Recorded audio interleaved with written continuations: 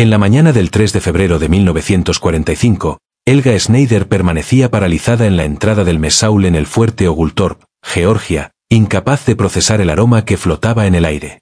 La exauxiliar del cuerpo de mujeres del Wehrmacht, de 26 años, inhaló profundamente, su mente corriendo para identificar aquel olor familiar pero imposible: mantequilla, azúcar, algo dulce y reconfortante que le recordaba a la infancia antes de la guerra, antes del hambre.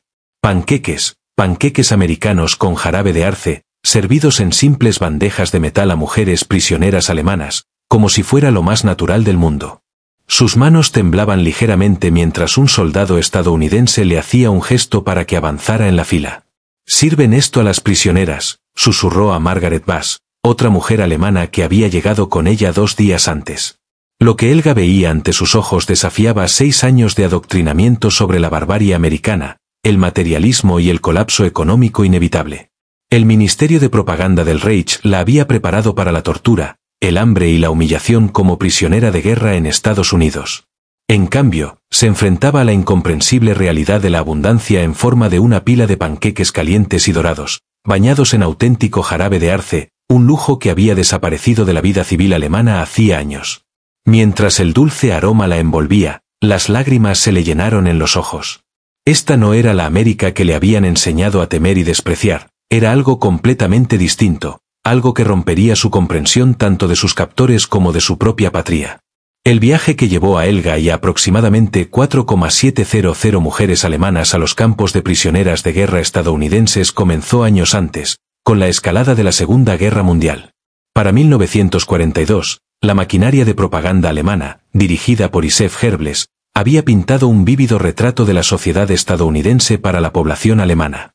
Según publicaciones oficiales nazis como Durststürmer y Volker Beobacher, Estados Unidos era un imperio en ruinas y lleno de contradicciones, decadente pero empobrecido, materialista pero incapaz de producir realmente, y racialmente mestizo hasta el punto de la ineficiencia militar. Los ciudadanos alemanes veían regularmente noticiarios cuidadosamente editados que mostraban filas de hambre en ciudades americanas, destacando los efectos persistentes de la Gran Depresión. Estas imágenes, muchas de los primeros años de la década de 1930 pero presentadas como actuales, reforzaban la narrativa de que la economía estadounidense era fundamentalmente inestable e incapaz de sostener un esfuerzo bélico prolongado. En un filme de propaganda particularmente memorable, proyectado en toda Alemania en 1943, titulado América, tierra de prosperidad ilusoria, se mostraban supuestas imágenes recientes de niños estadounidenses hurgando en comida y botes de basura, mientras el narrador explicaba que el gobierno estadounidense controlado por judíos ocultaba su verdadera pobreza tras las fachadas de Hollywood. Esta propaganda moldeó la visión del mundo de millones de alemanes, incluidas mujeres como Helga, que se ofrecieron como voluntarias para el cuerpo auxiliar de mujeres del Wehrmacht. Helga, hija de un contador de Múnich y enfermera capacitada, se había unido en 1941 a los 22 años, inspirada por el patriotismo y la creencia de que Alemania luchaba por su supervivencia contra enemigos inferiores pero numéricamente superiores. Su entrenamiento no solo incluía procedimientos médicos, sino también una extensa educación política sobre la naturaleza de los enemigos de Alemania, especialmente Estados Unidos. Le enseñaron que los soldados estadounidenses estaban mal equipados, indisciplinados y recibían raciones y equipo de mala calidad. Según sus instructores, la capacidad industrial de Estados Unidos era una ficción judía bolchevique que no podía igualar a la eficiente maquinaria de guerra alemana. Un manual de entrenamiento emitido a auxiliares del Wehrmacht en 1942 afirmaba con seguridad: el trabajador de fábrica estadounidense produce al 40% de la eficiencia de su contraparte alemana. Sus líneas de ensamblaje están plagadas de huelgas, sabotaje y conflictos raciales. Sus cifras de producción son fabricaciones diseñadas para desmoralizar al pueblo alemán. La realidad, por supuesto, era dramáticamente diferente.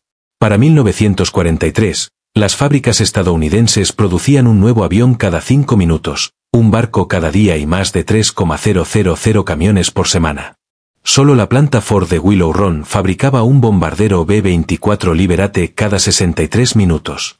Comparadas con las cifras de producción alemanas, la disparidad era asombrosa. Alemania produjo aproximadamente 10,900 aviones de todo tipo, mientras Estados Unidos produjo casi 96,000. En términos de producción de alimentos, el contraste era igualmente marcado.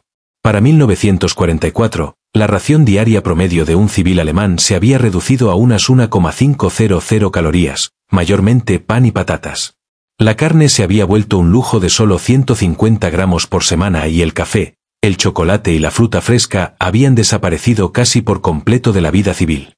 Mientras tanto, en Estados Unidos, a pesar del racionamiento, el civil promedio consumía más de 3,200 calorías al día, con un promedio de más de 4 libras de carne por persona a la semana.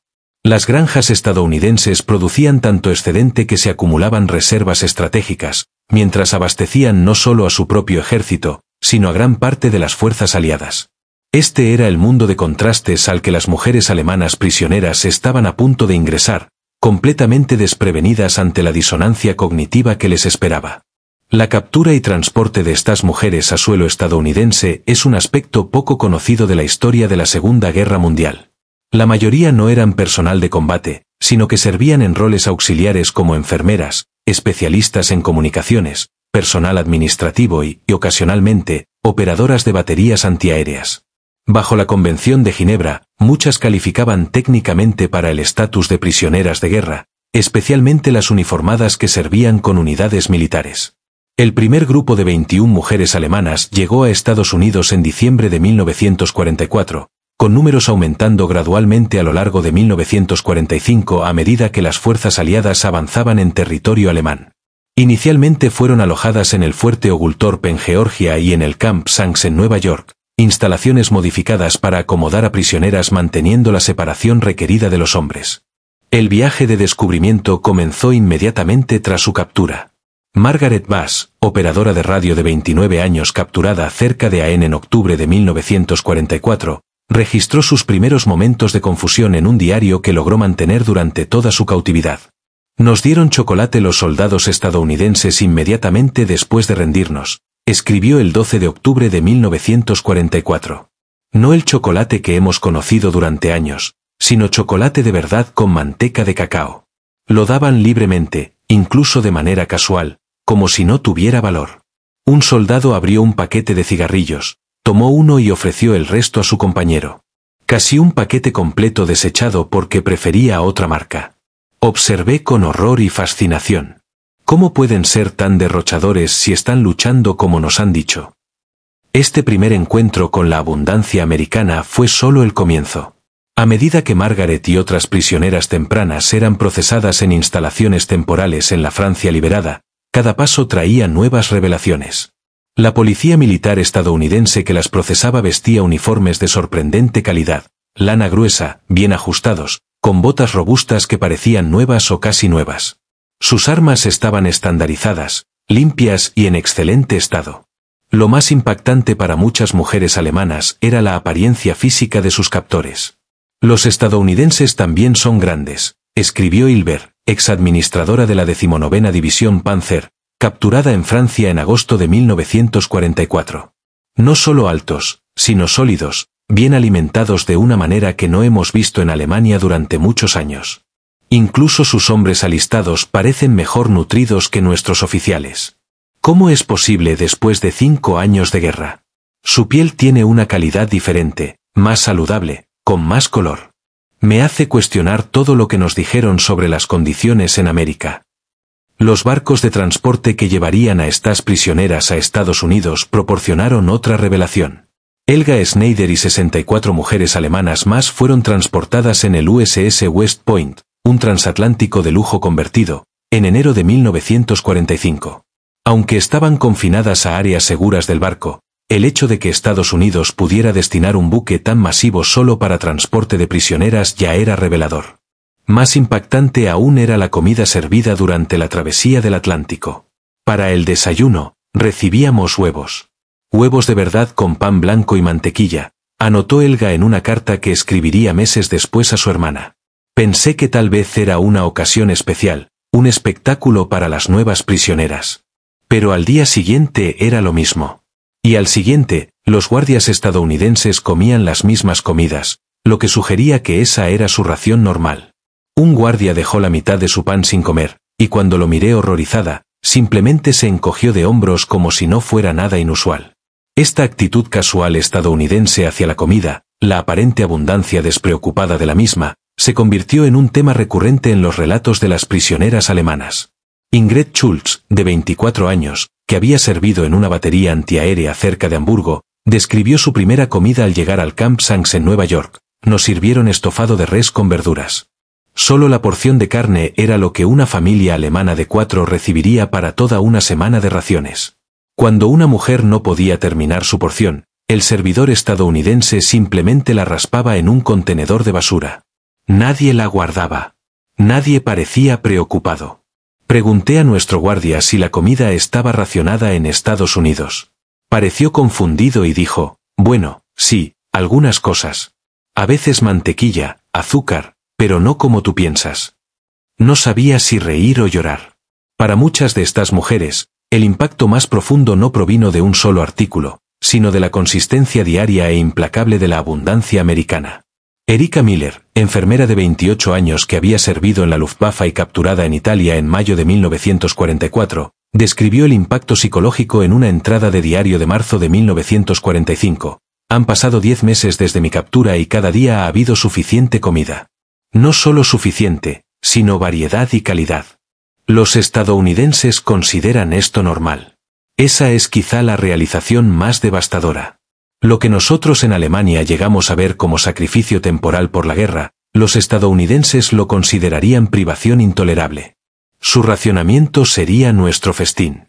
Hoy me di cuenta de que he ganado 12 libras desde la captura. Mi cuerpo se está recuperando de años de lo que ahora reconozco como lenta inanición, aunque lo llamábamos sacrificio patriótico.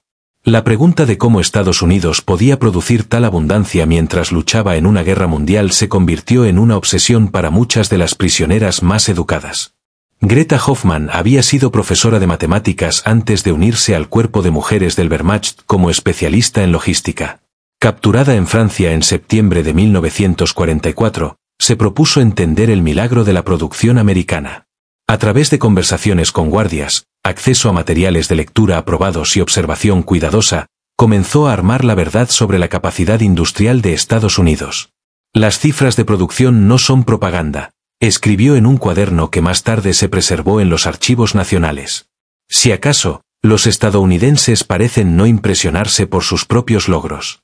He calculado que una sola fábrica americana que produce raciones enlatadas genera más comida en un día de la que mi distrito entero recibía en un mes. La escala es incomprensible. La llegada a instalaciones permanentes en Estados Unidos enfrentó a estas mujeres con quizá la evidencia psicológicamente más devastadora de todas: el tratamiento de prisioneros alemanes regulares que habían estado más tiempo en cautiverio estadounidense. Para febrero de 1945, más de 371,000 prisioneros alemanes estaban en Estados Unidos. Contrario a los prisioneros desnutridos y maltratados de la propaganda nazi, estos prisioneros estaban sanos, bien alimentados, y en muchos casos, notablemente más corpulentos que al ser capturados. En el fuerte Oglethorpe, la instalación para mujeres estaba separada, pero lo suficientemente cerca del campamento de hombres como para que la información fluyera entre ellos. Lo que las mujeres aprendieron las sacudió profundamente. Helga Schneider, cuya revelación sobre los panqueques inició nuestra historia, registró una conversación con Karl Brenner, un sargento de infantería alemán que trabajaba bajo custodia como asistente de mantenimiento del campamento. Ha sido prisionero durante 7 meses, escribió. No se parece en nada a los prisioneros que vimos en nuestra propia propaganda. Su rostro está lleno. Su uniforme ha sido reemplazado por ropa de trabajo americana que le queda bien. Me dijo, trabajamos 8 horas al día, nos pagan 80 centavos en vales, podemos comprar cigarrillos, cerveza y comida extra en la cantina del campamento, y recibimos las mismas raciones que los soldados americanos.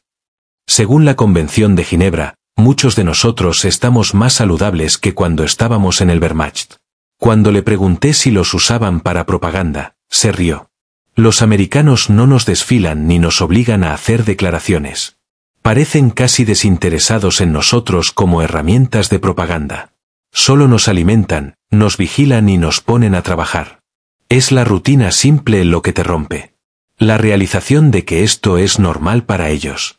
Esta normalidad, lo cotidiano de la abundancia americana, resultó más efectiva que cualquier esfuerzo de propaganda coordinado.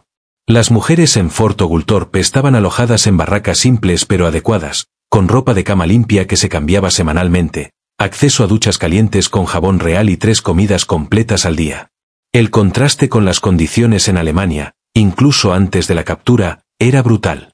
Muchas de estas mujeres habían vivido durante años con ataques aéreos nocturnos, raciones cada vez más estrictas y una infraestructura deteriorada.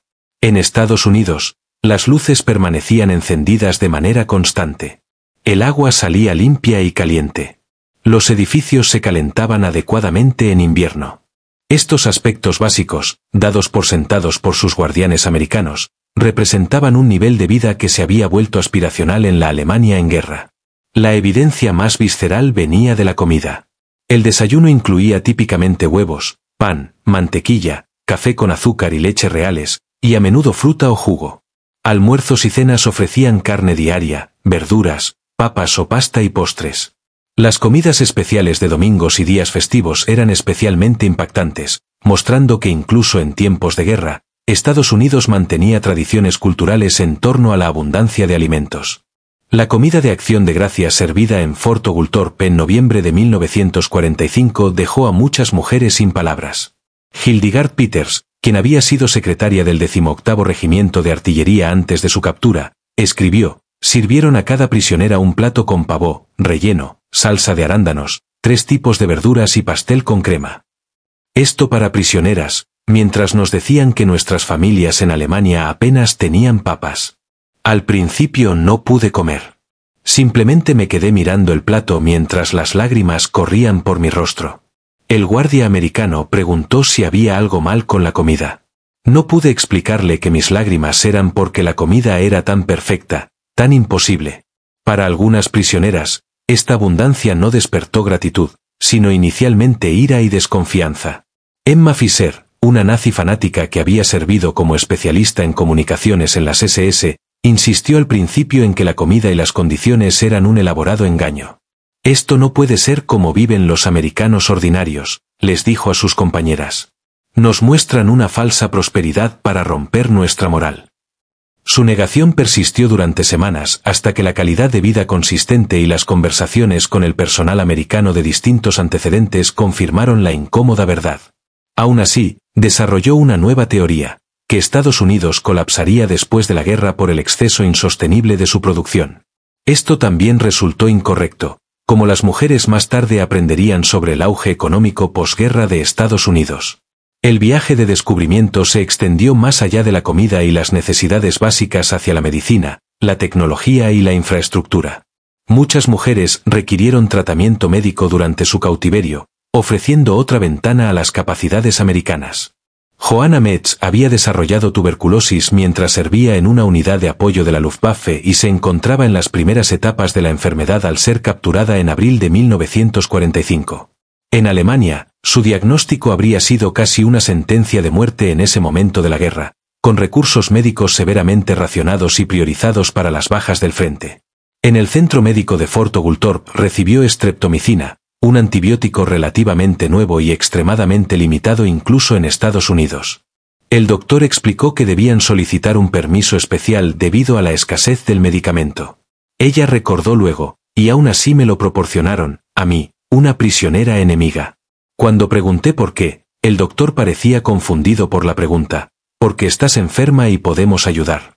Para eso sirve la medicina. Como si tratar al enemigo fuera lo más natural del mundo. La revelación de la capacidad industrial americana se volvió aún más pronunciada cuando las mujeres fueron puestas a trabajar en distintos roles del campamento. Según la Convención de Ginebra, las prisioneras podían ser requeridas para trabajar en roles no combatientes, y muchas fueron asignadas a cocinas, lavanderías, mantenimiento y labores agrícolas. Estas asignaciones, pensadas principalmente para mantener ocupadas a las prisioneras y apoyar las operaciones del campamento, brindaron involuntariamente un contacto íntimo con la logística y los sistemas de abastecimiento americanos. Helga Schneider fue asignada a trabajar en la lavandería del campamento, donde se encontró con maquinaria que automatizaba procesos que aún se hacían a mano en la mayoría de las instalaciones alemanas. Las lavadoras son enormes y eléctricas. Notó que completaban en 30 minutos lo que habría tomado horas de trabajo manual. La cantidad de agua caliente y jabón usada para la ropa de las prisioneras superaba lo disponible para un hospital alemán. Cuando una máquina se descomponía, las piezas llegaban al día siguiente. En Alemania nos habían dicho que la producción americana estaba paralizada por su capitalismo ineficiente. Las piezas de reemplazo tardaban semanas o meses. No era cierto. Revelaciones similares llegaron a través de otras tareas. Margaret Bass, con su experiencia en comunicaciones, finalmente pudo asistir en la oficina administrativa del campamento bajo supervisión. Allí encontró máquinas de escribir, calculadoras y sistemas de archivo de una calidad que se había vuelto rara en Alemania. Tienen una máquina que dirige sobres automáticamente, escribió en su diario. Cientos por hora. El sargento se queja de que es vieja y lenta, que los modelos nuevos son mucho más rápidos. No le dije que en mi última asignación volvimos a escribir direcciones a mano porque las máquinas se habían descompuesto y no podían reemplazarse. Me parecía demasiado humillante admitirlo. Quizá la revelación laboral más impactante vino para quienes trabajaron en servicios de comida y cocina. Ingrid Schultz fue una de las que trabajó en el comedor de Fort Oglethorpe, donde presenció de primera mano la logística alimentaria americana. Las entregas llegan diariamente, reportó a sus compañeras. Camiones llenos de carne fresca, verduras, leche, huevos, cantidades que abastecerían a un pueblo alemán durante una semana. Una vez vi al supervisor de la cocina rechazar un envío de papas porque estaban ligeramente germinadas. Comida que en Alemania habría sido un tesoro, aquí se devolvía como de calidad inferior. El desperdicio es lo que más me atormenta. Comida comestible tirada a la basura. En Alemania, la gente lucharía por lo que los americanos desechan sin pensarlo. Esta relación despreocupada de los americanos con la abundancia se extendía a los guardias y al personal del campamento, cuyas vidas ordinarias se volvieron objeto de intensa fascinación para las prisioneras. A través de conversaciones durante las tareas y la observación del personal fuera de servicio, las mujeres comenzaron a reconstruir su comprensión de la vida promedio americana, contradictoria con todo lo que les habían dicho. Aprendieron que muchos jóvenes soldados americanos nunca habían pasado hambre en sus vidas, incluso durante la depresión. Descubrieron que la propiedad de automóviles era común entre los trabajadores, que muchas familias tenían refrigeradores eléctricos, lavadoras y radios como elementos estándar del hogar. Lo más impactante fue darse cuenta de que muchos guardias consideraban su servicio militar como un paso hacia un nivel de comodidad inferior al de la vida civil, en lugar de un ascenso de estatus como había sido para muchos alemanes. Freda Schultz, una exasistente administrativa de 26 años de la 21ª División Panzer, se hizo amiga de Mary Jenkins, una guardia americana del Cuerpo Auxiliar Femenino del Ejército, WAC, que supervisaba la biblioteca del campamento. A través de sus conversaciones sobre libros, desarrollaron un vínculo cauteloso. Me mostró fotos de su casa familiar en Ohio, escribió Freda en una carta que pasó por los censores. Era lo que en Alemania consideraríamos una casa de clase media alta, espaciosa, con jardín y coche en la entrada. Pero ella la describió como algo ordinario, nada especial. Es hija de un trabajador de fábrica, no de un gerente ni propietario. Cuando mostré sorpresa, pareció confundida por mi reacción. Para ella, este nivel de comodidad era la expectativa básica de una familia trabajadora. Estas conexiones personales proporcionaron un contexto que las estadísticas por sí solas no podían transmitir. Los guardias y el personal americanos no eran miembros de una élite privilegiada con acceso especial a recursos, representaban la vida americana ordinaria. Una vida con un nivel de vida inimaginable en la Alemania en guerra y, más inquietante para las prisioneras, aparentemente mucho mejor que la vida civil alemana incluso antes de la guerra. Esta realización fue especialmente difícil para quienes habían creído genuinamente en las afirmaciones nazis de crear una sociedad superior. A medida que 1945 avanzaba y la derrota de Alemania se volvía cada vez más segura, nuevas oleadas de información llegaron a las prisioneras. Periódicos y transmisiones de radio, cuidadosamente revisados pero aún sustantivos, ofrecían detalles sobre los avances aliados, la liberación de campos de concentración y, finalmente, la rendición incondicional de Alemania en mayo. Las reacciones de las mujeres variaron según sus convicciones políticas previas y sus experiencias personales durante el cautiverio. Algunas, como Emma Fischer, la nazi comprometida mencionada antes, se refugiaron en la negación y teorías conspirativas. Otras sufrieron colapsos nerviosos ante el derrumbe de su cosmovisión, pero la mayoría pasó por un proceso más gradual de reevaluación y aceptación a regañadientes.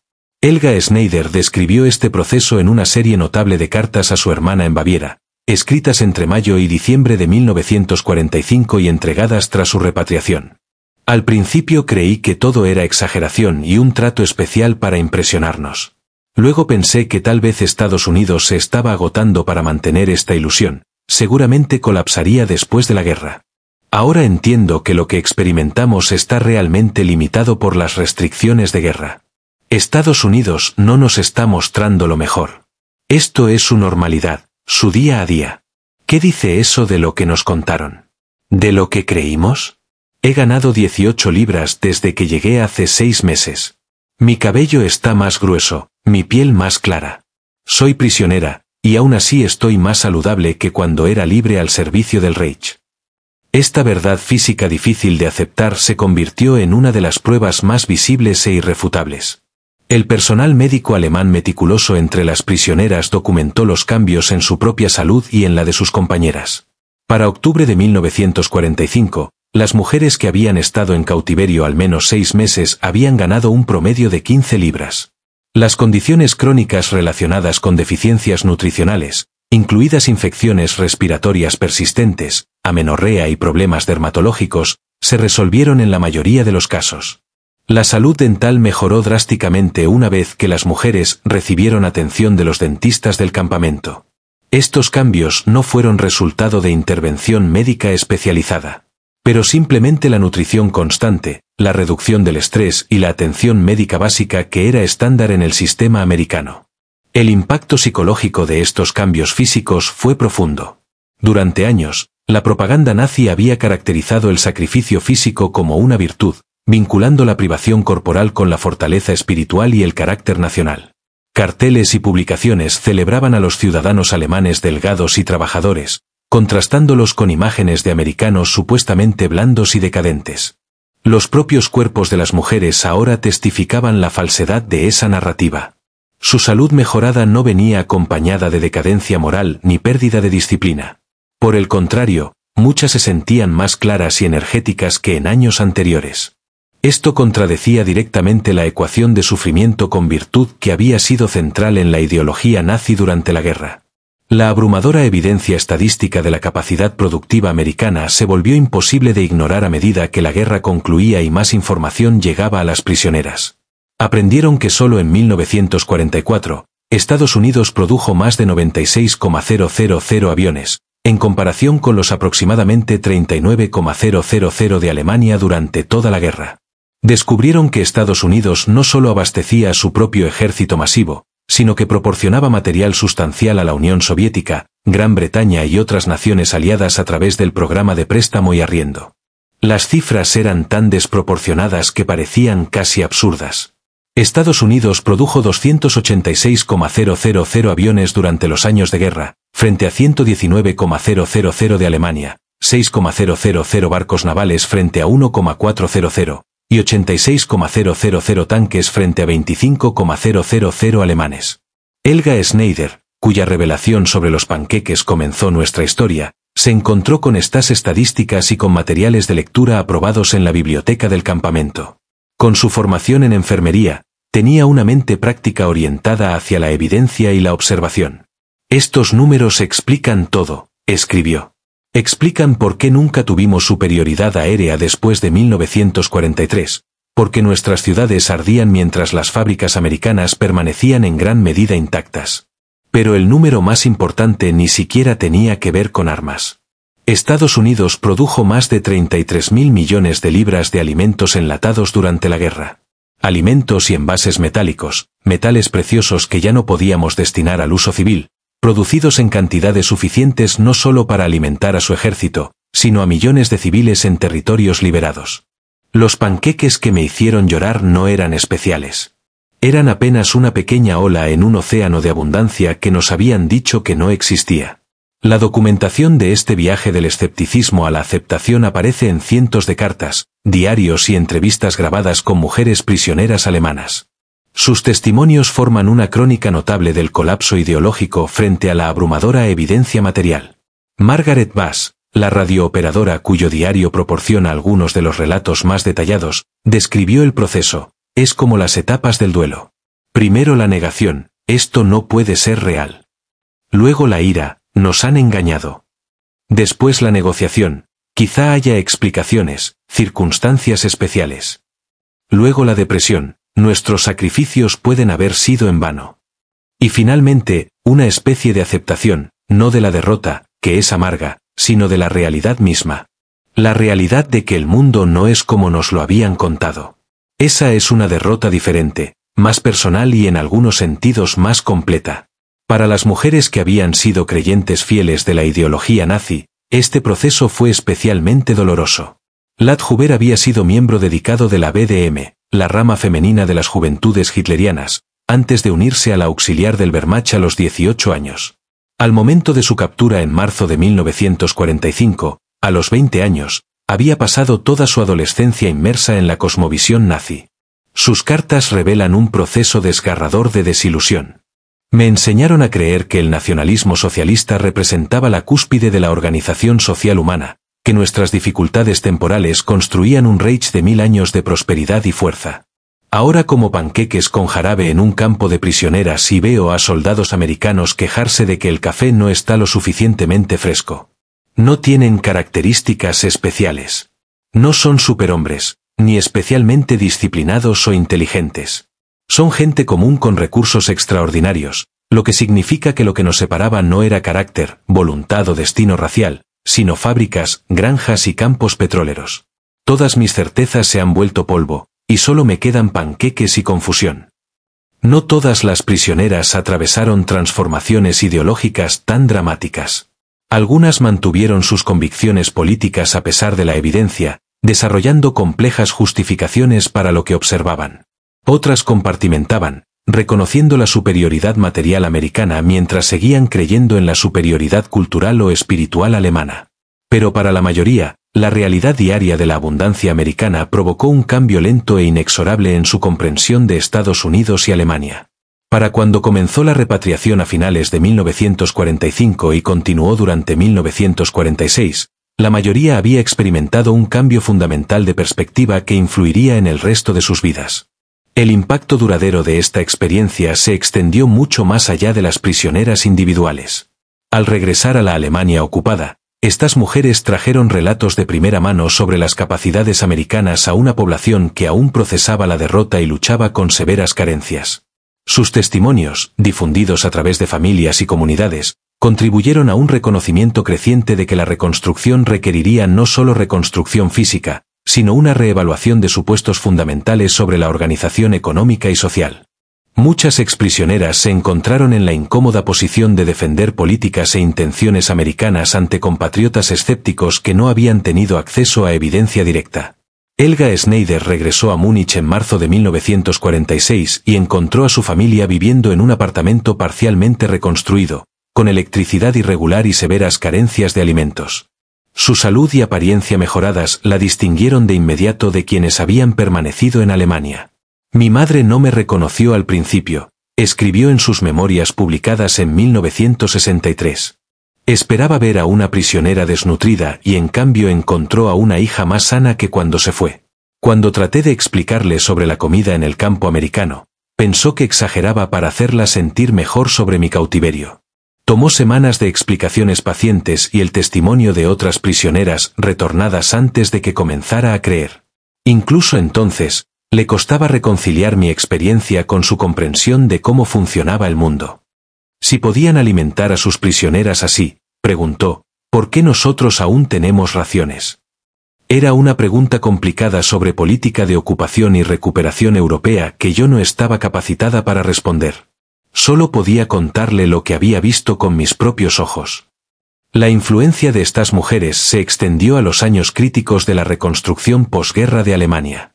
Habiendo presenciado de primera mano los sistemas industriales y logísticos americanos, muchas se convirtieron en defensoras de la liberalización económica y la integración con los sistemas occidentales.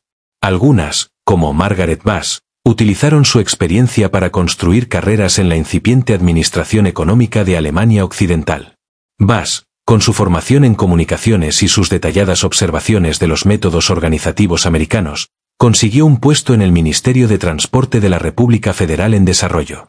Lo que vi en Estados Unidos me convenció de que la futura prosperidad de Alemania dependía de adoptar sistemas similares de producción y distribución, declaró en una entrevista de 1952. No simplemente copiar a Estados Unidos, sino comprender los principios fundamentales que permitían tal abundancia: estandarización, eficiencia, orientación al consumidor. Lecciones escritas en jarabe de panqueques y frijoles enlatados, pero no menos valiosas por su origen mundano.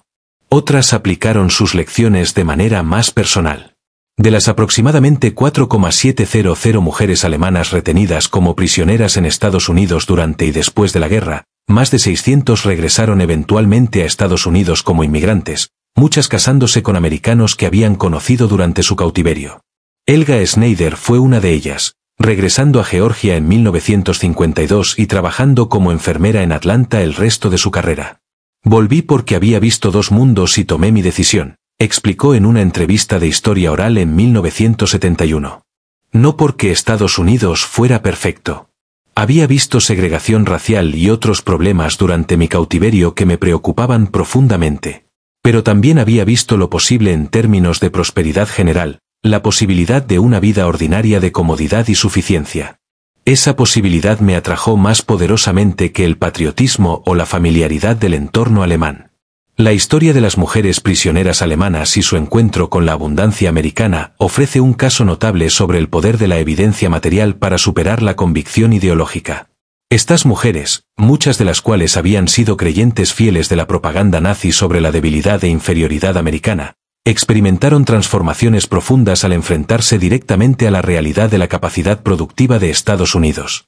Su viaje del escepticismo a la aceptación a regañadientes y eventual integración de este nuevo entendimiento en su cosmovisión demuestra cómo la ideología puede colapsar cuando se enfrenta a evidencia contradictoria abrumadora. Los panqueques que hicieron llorar a Helga Schneider representaban más que un lujo inesperado. Simbolizaban el completo fracaso de un sistema de información que había tergiversado realidades fundamentales sobre el enemigo que enfrentaba su nación. El legado de estas experiencias continuó influyendo en las relaciones germano-americanas durante la Guerra Fría. A medida que se desarrollaban tensiones entre las esferas de influencia occidental y soviética en la Alemania dividida, quienes habían tenido experiencia directa de Estados Unidos a menudo se convirtieron en embajadores informales de los sistemas económicos y políticos occidentales. Sus testimonios, transmitidos a través de familias y comunidades, ayudaron a construir la base del sentimiento proamericano que caracterizó gran parte de la sociedad de Alemania Occidental en las décadas posguerra. Cuando el Plan Marshall comenzó a inyectar recursos en la reconstrucción europea, prisioneras como Helga y Margaret estuvieron entre quienes ayudaron a explicar a compatriotas escépticos que la abundancia americana no era ilusión ni aberración temporal, sino el producto de sistemas que podían adaptarse a las circunstancias alemanas. En las décadas posteriores a la guerra, varias de estas mujeres documentaron sus experiencias en memorias, historias orales y estudios académicos. Sus relatos ofrecen una valiosa visión tanto de las dimensiones psicológicas del cambio ideológico como de los mecanismos prácticos mediante los cuales la abundancia socava la propaganda. Los panqueques, el desperdicio casual, la atención médica dada por sentada. Estas experiencias tangibles resultaron más persuasivas que cualquier contraprograma de propaganda. Como escribió Helga Schneider al concluir sus memorias, lo que derrotó a Alemania no fue solo la fuerza militar aliada, aunque formidable. Lo que derrotó la visión del Reich del mundo fue la simple realidad de los panqueques americanos servidos a prisioneras enemigas, reflejando una abundancia tan profunda que podía compartirse sin esfuerzo, incluso en tiempo de guerra. Frente a tal evidencia material, ninguna ideología, por apasionadamente sostenida que estuviera, podía perdurar mucho tiempo. El jarabe de la prosperidad americana disolvió las certezas alemanas más eficazmente que cualquier bomba. Hoy, cuando Alemania es una de las economías líderes del mundo y un aliado cercano de Estados Unidos, vale la pena recordar cómo se forjó esta relación, no solo mediante la diplomacia de alto nivel, sino a través de miles de revelaciones individuales, como la epifanía de Helga con los panqueques. La transformación de enemigos en aliados a menudo comienza con pequeños descubrimientos mundanos que desafían suposiciones fundamentales. Para las mujeres alemanas que experimentaron los campos de prisioneras americanos, estos descubrimientos se dieron en forma de abundancia cotidiana que contradecía años de propaganda cuidadosa. Su historia nos recuerda que los conflictos ideológicos a menudo se resuelven no mediante argumentos persuasivos, sino mediante la exposición directa a evidencia contradictoria, evidencia tan simple y abrumadora como el olor de los panqueques en una mañana ordinaria de febrero de 1945.